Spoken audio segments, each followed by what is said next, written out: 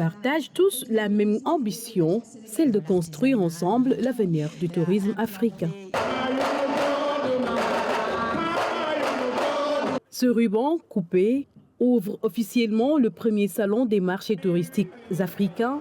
L'événement a réuni des institutions professionnelles du tourisme, investisseurs entre autres. Aujourd'hui, selon l'ONU Tourisme, l'Afrique connaît une croissance de 9% des arrivées internationales en 2025, contre une moyenne mondiale de 5%.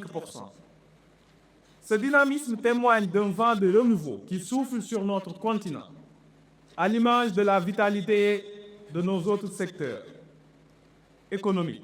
Mais ce dynamisme ne saurait être pleinement profitable à nos économies que si le développement du tourisme est le fruit de stratégies mûrement pensées par des acteurs conscients des réalités africaines.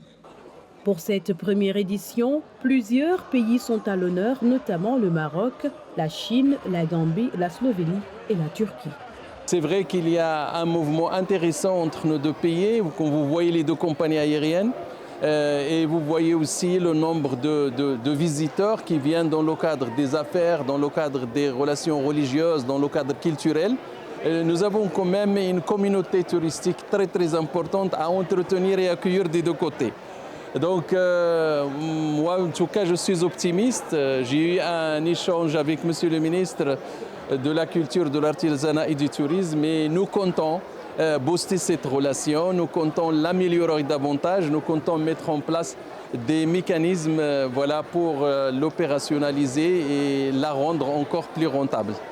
Le tourisme est devenu un levier pour le développement économique d'un pays. Ce premier rendez-vous continental se veut un espace d'échange, d'innovation et de coopération entre professionnels du tourisme venus d'Afrique et d'ailleurs.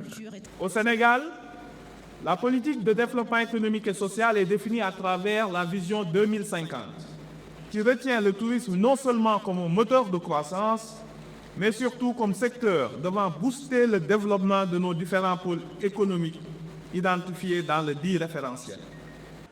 Pendant 4 jours, la famille du tourisme va exposer différents produits touristiques mondiaux et dans ses différents stands.